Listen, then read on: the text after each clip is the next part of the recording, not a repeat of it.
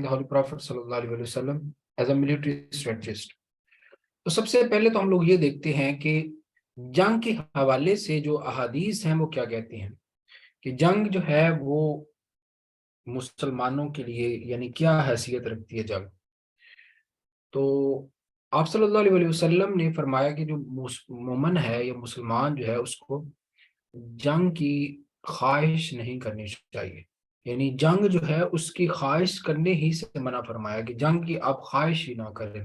یعنی آپ اب یہ نہ کریں کہ ہم لوگ دشمن کے ساتھ لڑیں گے اور ایسا کر دیں گے، ایسا نہیں. یہ خواہش کرنا ہی مسلمان کے لیے جائز نہیں ہے. تو جیسے کہ آپ صلی اللہ علیہ وسلم نے فرمایا کہ اے لوگو، دشمن کا سامنا کرنے کی کبھی خواہش نہ کرو، اللہ سے اچھی صحت کی دعا کرو، اور جب تمہارا دشمن سے سامنا ہو تو صبر کرنا. یہ جان رکھو کہ جنت تلواروں کے سائے تلے ہے. O people, do not wish to encounter the enemy. Wish for good health from Allah, and when you encounter them, be patient. Know that the paradise is under the shadows of swords. تو جنگ کی خواہش کرنے سے آپ صلی اللہ علیہ وسلم نے منع فرمایا، اور ساتھ یہ بھی فرمایا کہ اگر تمہارا مقابلہ ہو جائے تو پھر بزدلی جو ہے وہ دکھانی نہیں ہے. پھر آپ کو ڈٹ کے مقابلہ کرنا ہے، کیونکہ جنت جو ہے وہ تلواروں کے سائے تلے ہے. ٹھیک ہے، تو جنگ کی خواہش کرنے سے سب سے پہلے جو ہے ہمیں منع فرمایا گیا. پھر جی فرمایا کہ اگر جنگ ہو جائے تو کیا کرو کہ دشمن کو سب اسلام کی دعوت دو. ٹھیک ہے، اس کے سٹیپس بتائے گئے. کیا فرمایا؟ جب تمہارا دشمن سے سامنا ہو اور وہ بت پرست ہو، ٹھیک ہے، تو کیا کیا جائے؟ ان کو اسلام کی دعوت دو. اگر وہ قبول کر لیں تو وہ تمہارے بھائی ہیں. اگر وہ اسلام قبول نہ کریں تو ان کو کہو کہ اسلامی ریاست کے سامنے سر تسلیم خم کر لیں. اگر وہ یہ بھی نہ کریں تو ان سے جنگ کریں. یعنی جنگ کرنے کے لیے آپ نے سب سے پہلے جو ایک تو فرمایا خواہش نہ کرو، پھر اگر جنگ کا سامنا کرنا پڑے تو پھر کیا کرو کہ دیکھو کہ اگر وہ سامنے والے بت پرست ہیں تو ان کو اسلام کی دعوت دو. اگر وہ اسلام کی دعوت قبول نہ کریں تو پھر ان کو کہو کہ آپ اسلامی ریاست کے سامنے کیا کر جو سرنڈر کر جو. اور اگر یہ بھی نہ کریں تو اس کے بعد پھر جنگ کا حکم دیا گیا. ٹھیک ہے، تو انگلش میں یہ ہے کہ when you encounter your enemies who are idolaters, invite them to Islam. If they accept, they are your brother. If they do not accept, ask them to submit to the Islamic State. If they do not accept that either, ask for help from Allah Almighty and make war on them. تو یہ طریقہ کار ہے کہ اسلام کی دعوت جو ہے وہ سب سے پہلے دینی چاہیے، اس کے بعد جنگ کرنا. اب آپ صلی اللہ علیہ وسلم نے جو جنگ کرنے کے جو قوانین دیے ہیں ان سے بھی دیکھیں تو آپ کو اندازہ ہو جاتا ہے کہ یعنی جنگ جو ہے وہ بڑے ہی لمیٹڈ لوگوں کو کے ساتھ ہے. یعنی بہت سارے لوگوں کو ایکسکلوڈ کر دیا گیا. سب سے پہلے تو آپ نے فرمایا کہ خواتین جو ہیں یعنی عورتوں، چلڈرن اور بوڑھے جو ہیں، old people, ill persons, non combatant farmers یعنی جو غیر مسلح ہوتے ہیں، کسان جو ہوتے ہیں، اسی طرح تاجر جو ہیں، ان کو قتل کرنے کی اجازت نہیں ہے.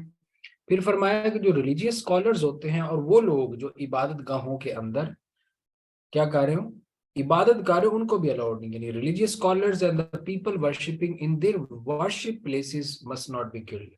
اسی طرح فرمایا ambassadors are also not allowed to be persecuted. جو سفیر ہوتے ہیں ان کو بھی اجازت نہیں ہے قتل کرنے کی.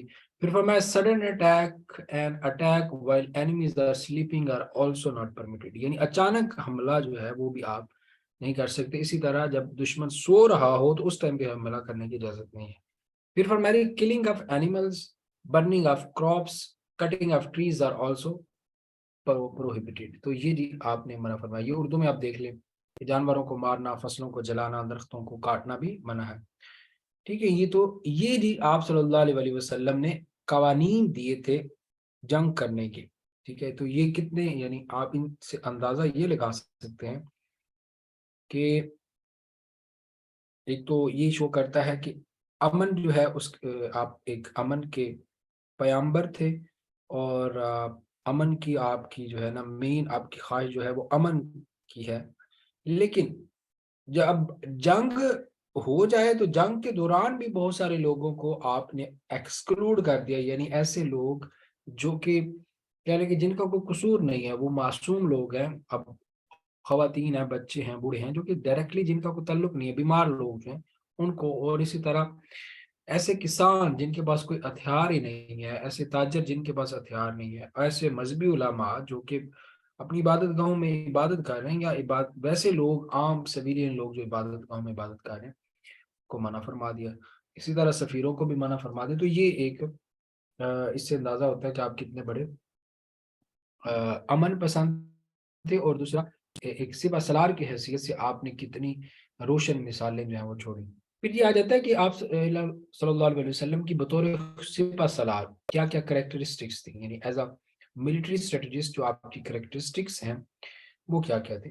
سب سے پہلے تو ہے جی آپ کا اللہ پر یقین جو ہے وہ بہت امپورٹنٹ چیز ہے اس میں، یعنی اللہ پر یقین اتنا مضبوط تھا آپ کا کہ آپ دیکھیں کہ ہمیشہ جتنی بھی جنگیں ہوئی ہیں نا ان میں مسلمانوں کی تعداد اکثر کم رہی ہے، تقریباً 3 گنا کم ہوتی تھی۔ اب دیکھیں بدر کو لے لیں، 313 لوگ ہیں اور سامنے مقابلہ ان کا کن کے ساتھ ہے؟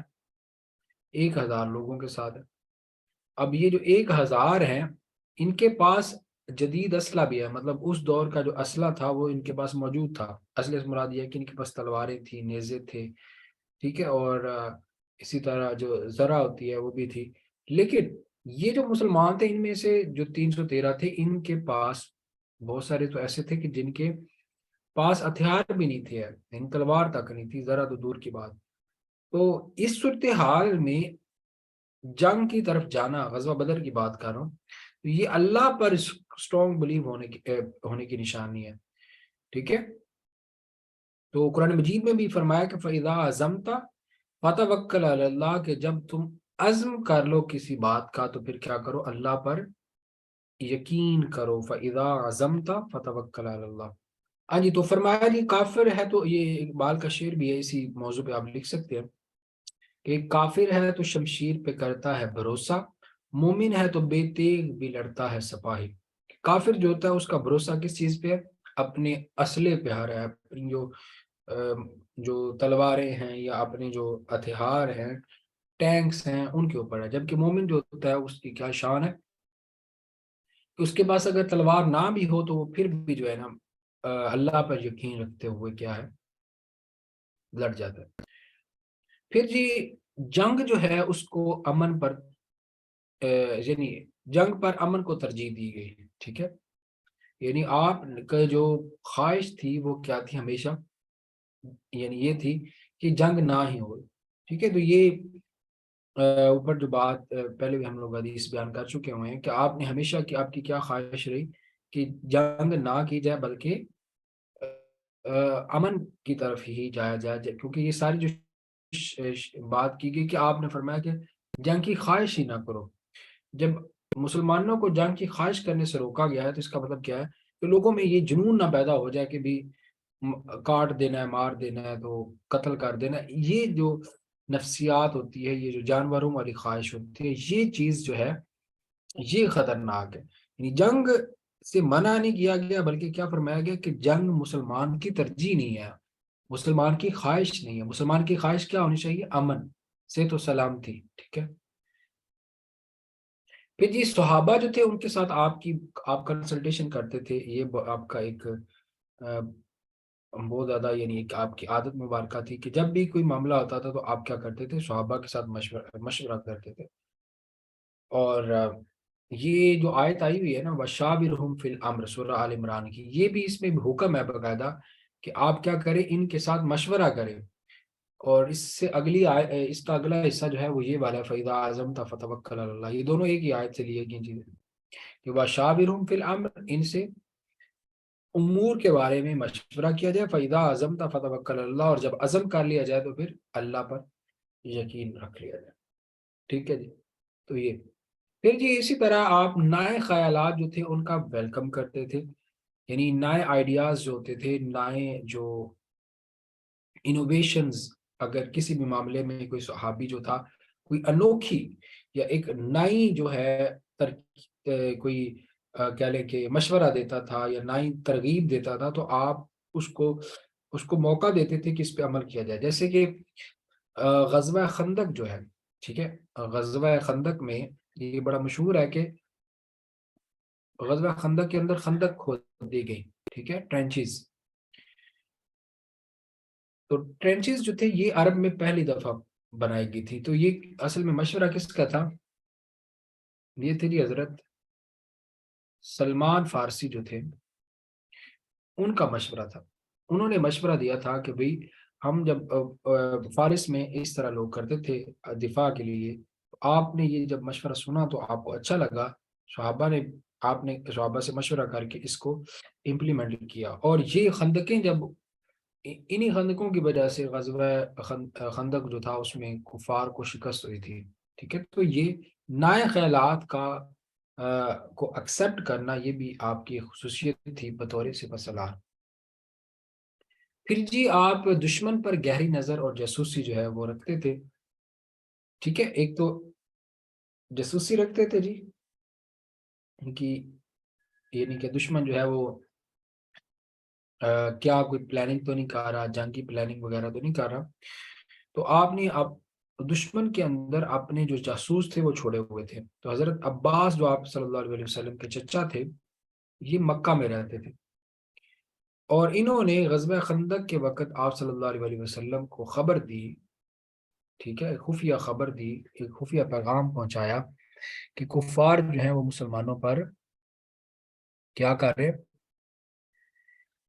کفار مسلمانوں پر کیا کر رہے ہیں کہ یعنی مسلمانوں کے لیے وہ ان کا پلاننگ ہے کہ وہ مدینہ کے اوپر حملہ کرے.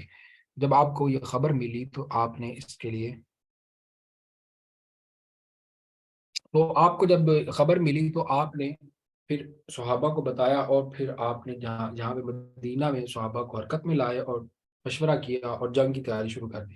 تو یہ غزوہ خندق کے وقت آپ کی یعنی جاسوس جو آپ کے تھے ان کی طرف سے آپ کو خبر پہنچی، اور آپ نے یہ کہ اگر وہ جاسوس نہ ہوتے تو پھر یہ پاسبل نہیں تھا.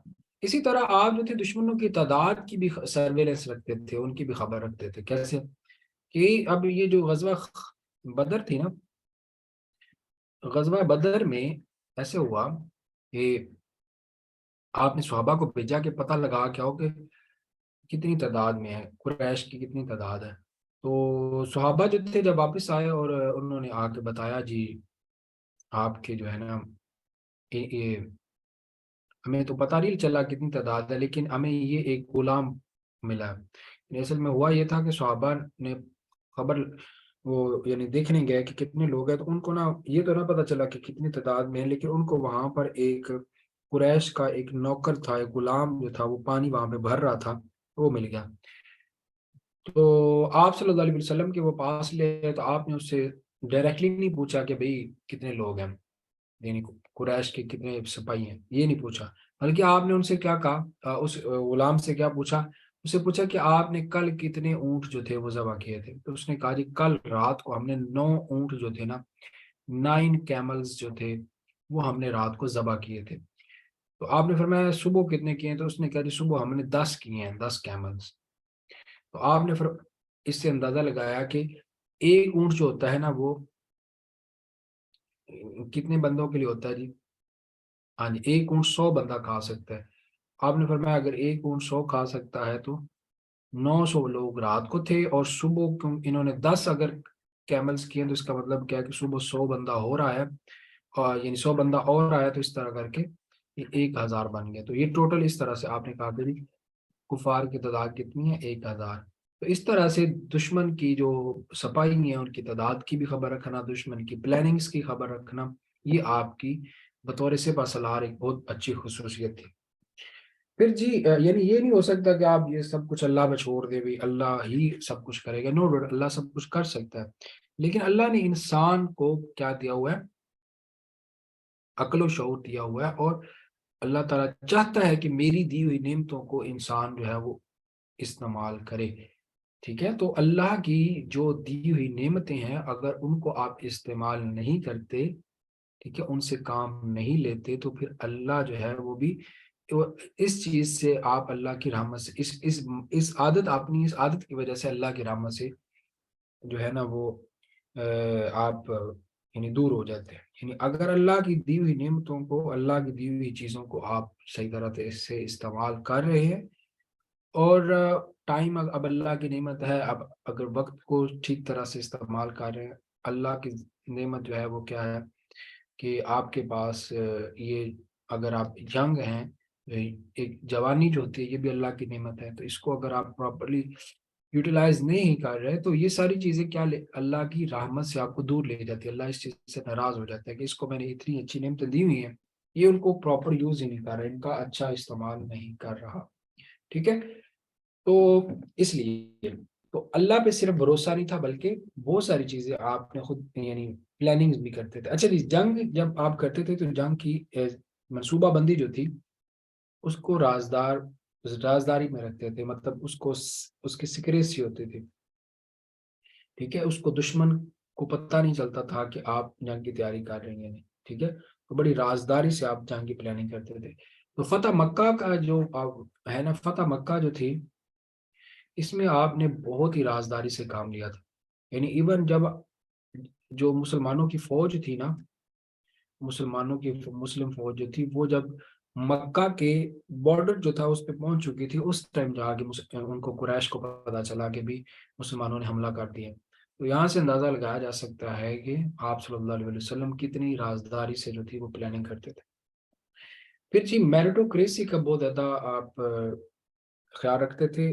ٹھیک ہے، میرٹوکریسی سے مراد یہ ہے کہ آپ نے جو قابل لوگ ہوتے تھے ان کو جو ہے نا آپ دیتے تھے. اب دیکھیں غزوہ خیبر جو ہے، تو غزوہ خیبر میں آپ نے تلوار، جو جھنڈا تھا، جھنڈا دینے کا مطلب یہ ہوتا ہے کہ کسی کو سپہ سالار بنا دیں. تو جھنڈا آپ نے کس کو دیا؟ حضرت علی رضی اللہ تعالیٰ عنہ کو، مولا علی بھی آپ لکھ سکتے ہیں. تو ان کو جو ہے آپ نے جھنڈا دیا.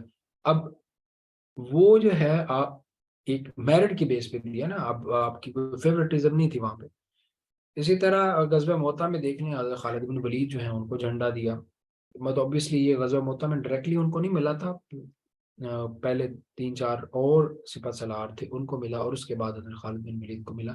تو میرٹوکریسی یعنی میرٹ پہ لوگوں کو ان کو جو ہے نا سپہ سالار بنانا، یا میرٹ پہ ان کو کوئی نہ کوئی ڈیوٹی دینا، یہ آپ کی سنت تھی، اور یہ ایک سپہ سالار کی بہت بڑی خصوصیت ہوتی ہے. پھر جی آپ جو تھے مٹیریل اور ہیومن ریسورس جو تھا اس کو آپ بہت اچھے طریقے سے استعمال کرتے تھے. یعنی آپ دیکھ لیں غزوہ بدر میں نے جیسے بتایا 313 لوگ تھے صرف. ٹھیک ہے، اب 313 لوگ، اور ان کے پاس بہت سارے ایسے تھے جن کے پاس تلواریں بھی نہیں تھی، اور یہ 313 کو آپ نے اتنا افیکٹولی ان کو یوز کیا کہ لوگ جو تھے وہ یعنی کفار جو تھے ان کو میدان چھوڑ کے بھاگنا پڑا. آپ نے کیا کیا تھا؟ آپ نے بیسیکلی ایک ٹرائی اینگل بنائے تھے. آپ نے صحابہ کو ایک ٹرائی اینگل میں اس طرح کھڑا کیا، یہ صف بندی اس طرح سے تھی، اور یہ چاروں طرف سے قریش تھے، ادھر بھی قریش تھے ادھر بھی قریش تھے. ٹھیک ہے، اب یہ جو ٹرائنگولر صف بندی تھی، ٹرائنگولر جو آپ نے صحابہ کی جو یہ لائن بندی کی تھی، یہ اس کا مقصد کیا تھا کہ ایک تو ان کو یہ نہ خطرہ ہو کہ بھئی ان کے سب کے نا اس طرف منہ تھے، ایسے نا ادھر ایسے منہ تھے. تو یہ جو اس طرف ان کو اپنی جو پشت ہوتی ہے نا اس کا ڈر نہ ہو کہ ہمیں پیچھے سے آگے کوئی قتل نہ کر دے. ایک تو ان کو پشت کا ڈر نہ ہو، دوسرا یہ ہو کہ یہ سارے کیا ہوں، ان میں سے کوئی بھاگ بھی نہ سکے. ٹھیک ہے، ان کو یہ نہ ہو کہ یہ دشمن کے خوف سے بھاگ جائیں. جب یہ چار اس طرح سے ہوں گے تو اس طرح ایک تو ان کو اپنی پشت کا ڈر نہیں ہوگا، اور دوسرا دشمن کو فیس کرنے کی پوری کوشش کریں گے کیونکہ انہیں پتا ہوگا کہ ہم یہاں سے بھاگ نہیں سکتے. یہ بھی آپ کا اس طرح سے آپ انسانی اور مالی وسائل جو تھے ان کو بہترین آپ استعمال کرتے. پھر جی آپ جنگی قیدی جو تھے ان کے ساتھ انسانی سلوک جو تھا وہ رکھتے تھے. آپ کو غزوہ بدر کی بتا دوں، غزوہ بدر میں، اب غزوہ بدر جو تھی یہ پہلی جنگ تھی، اور اس میں سب سے پہلے ایسا ہوا کہ جو جنگی قیدی تھے ان کو جو ہے ان سے تاوان لے کر، تاوان نہیں سوری وہ کیا اسے بولتے ہیں، فدیہ فدیہ لے کر ان کو چھوڑنے کا جو ہے نا کہا گیا. اس سے پہلے کبھی بھی نہیں ہوا. تو آپ اس سے پہلے کیا ہوتا تھا کہ جنگی قیدیوں کو بے رحمی سے قتل کر دیا جاتا تھا. ٹھیک ہے, جنگی قیدیوں کو بے رحمی سے قتل کر دیا جاتا تھا, اور یہ فرسٹ ٹائم ایسے ہوا تھا, یا ان کو غلام بنا لیا جاتا تھا ہمیشہ کے لیے. آپ نے کہا جی یہ لوگ فدیہ دے کے جا سکتے ہیں. تو یہ جو بات تھی یہ انسانی بیسیکلی ایک سلوک کی مثال ہے. اسی طرح آپ نے ایک اور بھی ہے کہ کچھ جو لوگ تھے جن کے پاس فدیہ دینے کے پیسے نہیں تھے, ان کو کہا کہ آپ لوگ کیا کریں, مسلمان بچوں کو لکھنا پڑھنا سکھا دیں اور وہ جا سکتے ہیں. تو یہ اس طرح سے کچھ لوگ اس طرح سے بھی آزاد ہوئے. تو یہ ایک انسانی رویہ تھا یہ. اور پھر ایسے بھی تھا کہ کچھ قیدی جو تھے ان کو جو ہے صحابہ نے مطلب غصے کی وجہ سے ان کے ساتھ تھوڑی بدتمیزی کی بھی شکایت آئی, تو جس پہ آپ نے بڑا سختی سے ڈانٹا کہ ان کے ساتھ ایسا نہ کیا جائے. ٹھیک ہے, تو یہ ہی آپ کی جو ہے جنگی قیدیوں کے ساتھ انسانی سلوک کی بہت بڑی مثال ہے. پھر یہ آپ نے بہت کم عرصے میں بہت ہی غیر معمولی کامیابیاں یعنی آؤٹ اسٹینڈنگ اچیومنٹس جو ہیں وہ حاصل کی, اور اس میں بہت ہی کم کیجویلٹیز تھی. ٹھیک ہے, جیسے کہ آپ نے 1 ملین اسکوائر مائل جو ہے وہ ایریا آپ نے فتح کیا تھا 8 سال میں. 8 سال کا پیریڈ تھا. 2 ہجری میں آپ نے پہلی جنگ ہوتی ہے, اور 13 ہجری میں آپ کی وفات ہے. تو اس طرح سوری 13 کہہ رہا ہوں 11 ہجری میں. ٹھیک ہے, 11 ہجری کے سٹارٹ میں آپ کی وفات ہے. تو 8 سال کا ایک چھوٹا سا عرصہ ہے جس کے اندر آپ نے اتنی بڑی کامیابیاں حاصل کی.